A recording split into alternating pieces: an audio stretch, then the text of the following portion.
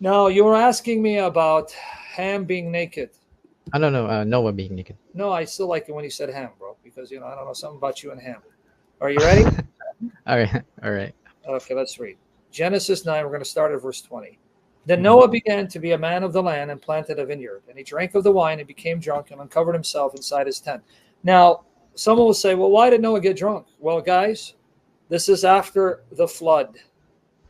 And now things have changed. The atmosphere has changed. Things have changed, are not the same. A worldwide flood has now changed the atmosphere of the earth, and the conditions are now different than what before the flood. So as Noah is planting a vineyard, he's learning as he goes along that when you have now fruit of the vine and it's fermented, it can get you drunk. So he's learning. And so now he learned the hard way. I better be careful drinking the fruit of the vine and allowing it to ferment because it's going to get me drunk. Okay, everyone got it? Everyone got it, right? You got it now? So far? Lee, I got to hear you do it before the rest. Yeah. Okay. Now, here's what he's referring to. Then Ham, Mhm. the father of Canaan, saw the nakedness of his father and told his two brothers outside. But Shem and Japheth took the garment and laid it upon both their shoulders and walked backward and covered the nakedness of their father. And their faces were turned backwards, so they did not see their father's nakedness. Then Noah woke from his wine, and he knew what his youngest son had done to him. So he said, Cursed be Canaan, servant of servants. He shall be to his brothers. Now, here's the thing. Uh-huh. Is he cursing Canaan or is he prophesying? Is he telling? Is he prophesying in advance what will happen to Canaan? What will happen to Shem and Japheth? It's a prophecy. How do I know? Because he goes on to say, and he said, Blessed be Yahweh, the God of Shem. Let Canaan be his servant. May God enlarge Japheth. Let him dwell in tents of Shem, and let Canaan be a servant. He's prophesying. This is what's going to happen. Canaan will be cursed, and he'll be enslaved by the sons of Shem. The Canaanites were conquered by the Israelites, the sons of Shem. Everyone got it? May God enlarge Japheth and let him dwell in tents of Shem, and let Canaan be a servant. So these are prophecies of what will happen to his grandson and his two sons. Canaan will be cursed and enslaved by Shem, where Japheth will be influenced and sharing the blessings of Shem. Right? Shem. Everyone got it? Did you get it, sir, before I move on? Yeah, I got it. The real question is, what does it mean that Ham exposed the nakedness of his father? All right. Ham exposed the nakedness of his father. Now, the sons of Noah who went out of the ark were Shem and Ham and Japheth, and Ham was the father of Canaan. Ham was the father of Canaan. These three were the sons of Noah, and from these the whole earth was scattered abroad. Now, you can read this in one of two ways. You can read this as Ham had fathered Canaan when they came off the ark, or this is what we call a retrospective perspective, meaning when Ham did what he did, Canaan was not born yet. But the writer who's writing after the fact, is aware that later Ham will father Canaan. Everyone with me here? Let's go a little deep. Mhm. Everyone with me there? Yeah, I'm following. Okay, there's two ways of reading it. That when they came out of the ark, Ham's wife gave birth to Canaan, so he's already alive. Or it can be a retrospective perspective, meaning that since Ham would eventually father Canaan, the author is noting that his son was Canaan, who wasn't born at the time, but came later, because this is the son that will end up being cursed, because Noah curses him. Okay, one of two ways, right? Yeah. So now there are two ways of interpreting this. I'm just giving you two ways, guys. So listen carefully. Lord, increase our numbers for your glory, not for my praise. May we be content with one, because this is important. I'm going to give you the two ways people interpret this. Two ways. Okay, number one, Ham saw his father in a drunken stupor, naked and having just humiliated himself. So Ham mocked him. Hey, guys, look at my dad. Ha, ha, ha. And so Shem and Japheth, not wanting to mock their father in his drunken stupor, where he's there naked, fully naked, humiliated, honor their father by covering him. So when then Noah woke up, he realized what happened. So he blesses Shem and Japheth, but he curses Canaan. But then the question is, why curse Canaan when Canaan didn't sin? Yeah, that's the question I have. Exactly. I want to get there. Yeah. So then you're left with, okay, if that's the reason, why not curse Ham? Why curse Canaan? Why curse him? What did Canaan do? Now, the second explanation. I'm giving you two interpretations. Don't condemn me. Whatever you feel that is the right one, seek the Holy Spirit to confirm it. But I'm telling you the two interpretations. Okay, now, with this said, if we take the view that Canaan hasn't been born when Ham exposed his father's nakedness. Now, this is going to get controversial, but remember, we believe Moses wrote Genesis. Moses wrote Genesis. All right. So the same Moses is going to then explain the things that are happening in Genesis later on in the giving of the law. A lot of things in Genesis, right, will be mentioned that later are elaborated in the law. For example, I'll give you an example. Noah was told to bring 7 clean animals and birds in the ark. 7 clean. And then on the altar, he offered 7 clean animals and birds. Well, hold on. The list of clean and unclean animals comes in Leviticus 11, Deuteronomy 14. But they're already mentioned here. Genesis 8:20 to 21. Then Noah built an altar to Yahweh and took of every clean animal and every clean bird and offered burnt offerings on the altar. Well, wait.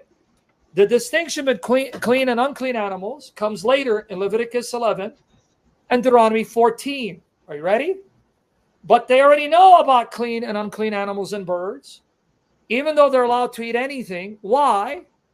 Because Genesis is the foundation for what's to come later. And so those who are now living at the time of Moses and read what Moses writes will understand all of this. Now, when a Jew or an Israelite reads that Noah offered clean animals and birds, they already know what these clean animals and birds are and what unclean animals, birds, and unclean animals and birds happen to be. Oh, so he didn't offer swine. Or he didn't offer an eagle or a rat. These are unclean. And Noah already knew what burnt offerings were. Are you seeing the pattern here? You guys want me to go deep, right? You get it? You understand how deep it's getting? Yeah, it's really deep. The Old Testament is based on Genesis. Genesis is the foundation. A lot of things that Moses will then expound on later were already commands, facts, known long before Moses, known for centuries. Already, Noah knew about burnt offerings. And he already knew to offer clean animals and birds as opposed to unclean ones. Abraham knew about burnt offerings. They even knew about giving tithes. They knew about giving a tenth, because Abraham gave a tenth to Melchizedek, and Jacob swore he would give a tenth, a tithe to God if God protected him. They even know about the levirate marriage. What do I mean? In Deuteronomy 25, verses 5 to 10, we're told that if I am married and I die childless, then my brother must marry my widow and have a son for me to continue my line. And if he refuses to, then she takes her shoe and points it to me and say, what a disgrace I am that I don't care to continue my brother's line. But that law was already observed in Genesis 38. Are you guys with me? Understand what I'm talking about? Already in Genesis 38, this law was known. So what you find later in the law of Moses is him codifying commands, practices already known and observed for centuries. And you're going to see the point. So far, you're getting it too, Lee? Yeah, I'm following. Okay, watch here. This law right here, Deuteronomy 25, 5 to 10. If brothers live together and one of them dies and has no son, Then the wife of the one who died shall not be married outside the family to a strange man. Her husband's brother shall go into her and take her to himself as a wife and perform the duty of a husband's brother to her. And it will be that the firstborn whom she bears shall assume the name of his dead brother, so that his name will not be blotted out from Israel. But if the man does not desire to take his brother's wife, then his brother's wife shall come up to the gate to the elders and say, my husband's brother refuses to raise up a name for his brother in Israel. He'd rather have his brother's name wiped out. He's not willing to perform the duty of a husband's brother to me. Then the elders of his city shall summon and speak to him, and if he stands and says, I do not desire to take her, then his brother's wife shall come to him in the sight of the elders and pull his sandal off, so his sandal, right, his foot, and spit in his face, and she shall answer and say, thus it is done to the man who does not build up his brother's house. And in Israel his name shall be called the house of him whose sandals are removed. But now watch, already at the time of Judah and Jacob, Genesis 38. Watch, Genesis 38. Now it happened at that time that Judah went down from his brothers and turned aside to a certain Adulamite, whose name was Hira. And Judah saw there a daughter of a certain Canaanite, whose name was Shua. And he took her and went into her. So she conceived and bore a son and named him Ir. Then she conceived again and bore a son, and she named him Onan. And she bore still another son, and she named him Shelah. And it was at Chezib that she bore him. Now, then Judah took a wife for Ir, his firstborn, and her name was Tamar. But Ir, Judah's firstborn, was evil in the sight of Yahweh, so Yahweh put him to death. Then Judah said to Onan, go into your brother's wife and perform your duty as a brother-in-law to her and raise up a seed for your brother. Oh, so they already knew about this command? Yeah, I see that. Deuteronomy 25, 5-10 says, if I die childless, then my brother has to have a child for me. If not, then he'll be humiliated and embarrassed because he's allowing my name to be wiped out. But Judah already knew this because he's saying to Onan, hey, your brother died. Go into his wife, sire a child for her. But now Onan was evil. And Onan knew that the seed would not be his. And it happened that when he went into his brother's wife, he wasted it on the ground in order not to give seed to his brother. In other words, he did coitus interruptus. He didn't want to get her pregnant. I don't want to have a child for my brother. So when God saw that, but what he did was displeasing in the sight of Yahweh, so he put him to death also. Then Judah said to his daughter-in-law Tamar, live as a widow in your father's house until my son Shelah grows up, because now it's his duty to sire a child. For he thought, I'm afraid lest he also die like his brother. So Tamar went and lived in her father's house. Okay, did you see the point, if you're listening and not going to sleep? Do you see how a lot of the commands that Moses later wrote down, already known, already observed, already practiced for centuries by the patriarchs and their children before Moses, even by Noah? All right, so now what's that got to do with Ham? You ready now? Yeah, I'm ready. What's that got to do with ham? And Shad, eat some turkey. It's healthier for you. Ready? Ready. Okay, so if we assume that Canaan is not born yet, but the writer, Moses, coming after the fact, said Ham eventually fathered Canaan. And now Noah and Ham, when they have this encounter, Canaan is not born yet, but Moses is still reminding you that Ham fathered Canaan because Canaan's important to the discussion. So now let's go with nakedness. Then Ham, the father Canaan, saw the nakedness of his father and told his two brothers outside. Shem and Japheth took the garment and laid it upon both their shoulders and walked backward and covered the nakedness of their father. And their faces were turned backward, so they did not see their father's nakedness. Now, Moses who wrote this, let's see. Leviticus 18:8. Same Moses who wrote this, Genesis, then mentions the sins of the Canaanites. Leviticus 18, let me show you the entire chapter because I know how you guys are, you're skeptical.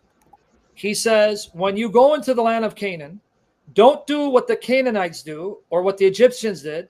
It's because of these sins, the Canaanites will be destroyed. Now, who are the Canaanites? The descendants of Ham. Okay, so the Canaanites are the sons of Canaan, right? Right. So notice, centuries later, we have the Canaanites living in the land of Canaan, named after their father. The etiology, Canaan. So Canaan settled, and his descendants lived there. So it's the land of Canaan. They're the Canaanites. So now the Israelites, or the sons of Shem, will dispossess them, just like Noah prophesied, right? Right. right? Canaan be the servant of Shem, right? Right. Right. And the Israelites are the sons of Shem, and they're now going to dispossess and ensnare the Canaanites. So the prophecy is being fulfilled, right? Right. So the other interpretation would be it's like a prophecy. But why a prophecy that Canaan is cursed? You're going to get it there. Yeah. All Notice right. what the Canaanites would do. You shall not do according to what is done in the land of Egypt, where you live, nor are you to do according to what is done in the land of Canaan. So look at what the Canaanites are doing. Where I'm bringing you, you shall not walk in their statutes. You are to do my judgments and keep my statutes, to walk in them. I am Yahweh your God. So you shall keep my statutes and my judgments, which if a man does them, he shall live by them, and I'm Yahweh. Now notice Canaan's descendants, the kind of sins they commit, that God is saying, because of these sins, I'm going to punish them. None of you shall approach any blood relative of his to uncover nakedness. Okay, now there's that word, right? Right. I am Yahweh. So what does it mean to uncover someone's nakedness? You shall not uncover the nakedness of your father. Is that what Ham did? Right. Well, what is your father's nakedness? It's your mother's nakedness. You shall not uncover the nakedness of your father. That is the nakedness of your mother. She is your mother. You are not to uncover her nakedness. You shall not uncover the nakedness of your father's wife. It is your father's nakedness. To uncover your father's nakedness means to sleep with your stepmother or your mother. Wow.